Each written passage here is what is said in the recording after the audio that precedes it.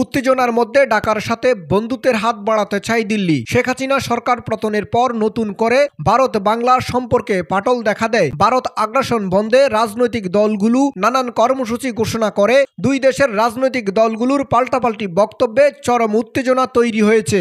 ভারতের আগরতলায় বাংলাদেশের সহকারী হাই কমিশনে হামলা, জাতীয় পতাকা পোড়ানোকে কেন্দ্র করে দুই দেশের পুরনো সম্পর্কে ফাটল ধরে। এই উত্তেজনার মধ্যে বাংলাদেশ সফরে এসেছে ভারতের পররাষ্ট্র সচিব বিক্রম মিস্ত্রি।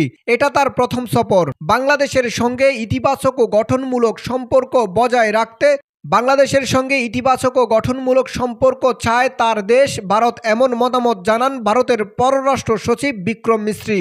সোমবার 9 ডিসেম্বর ঢাকায় বাংলাদেশ ও ভারতের মধ্যে পররাষ্ট্র সচিব পর্যায়ে বৈঠক শেষে সাংবাদিকদের এসব কথা বলেন বিক্রম মিস্ত্রি। তবে শেখ হাসিনা পালিয়ে ভারতে অবস্থান করায় দুই দেশের কূটনৈতিক সম্পর্কে বৈরিতা দেখা দেয়। বিজেপির বিধায়ক শুভেন্দু অধিকারী বাংলাদেশ নিয়ে বক্তব্যে কটূক্তি করতে দেখা গেছে। বাণিজ্য বন্ধের হুমকি সহ কূটনৈতিক আইন লঙ্ঘন করে। বাংলাদেশ সফরে এসে বিক্রম মিস্ত্রি বলেন, আমাদের মধ্যে অন্তত খোলামেলা গঠনমূলক আলোচনা হয়েছে। আমি জোর দিয়ে বলছি, ভারত বাংলাদেশের সঙ্গে একটি ইতিবাচক, গঠনমূলক এবং পারস্পরিক স্বার্থ সংশ্লিষ্ট সম্পর্ক করতে চায়। আমরা সব সময় অতীতও দেখেছি এবং আমরা ভবিষ্যতে এই সম্পর্কের একটি জনকেন্দ্রিক এবং জনমুখী সম্পর্ক হিসেবে দেখব, যে সম্পর্কের কেন্দ্রে থাকবে সব মানুষের কল্যাণ। তিনি বলেন, পরস্পরের জন্য সহায়ক এই সহযোগিতা আমাদের উভয় দেশের জনগণের স্বার্থে অব্যাহত থাকবে না। এটা ভাবার কারণ নেই। আমি আজ বাংলাদেশের অন্তর্বর্তীকালীন সরকারের সঙ্গে ঘনিষ্ঠভাবে কাজ করার জন্য ভারতের আগ্রহের কথা তুলে ধরেছি।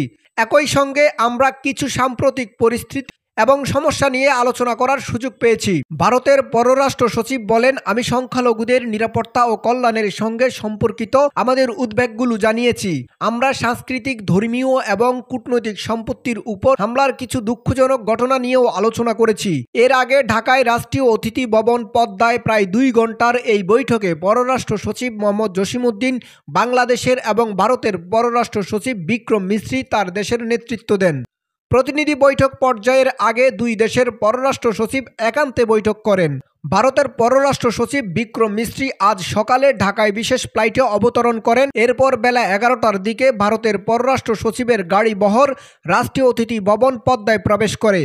আনুষ্ঠানিক আলোচনার আগে দুই পররাষ্ট্র সচিব একান্তে বৈঠক করেন। ভারতের পররাষ্ট্র সচিব হিসেবে এটি বিক্রম মিস্ত্রির প্রথম বাংলাদেশ সফর। শেখ হাসিনার নেতৃত্বাধীন আওয়ামী লীগ সরকার পতনের পর বাংলাদেশ ভারত সম্পর্কের টানাপোড়েনের মধ্যে ঢাকায় এটি হচ্ছে দুই দেশের মধ্যে উচ্চ পর্যায়ের কর্মকর্তাদের প্রথম বৈঠক।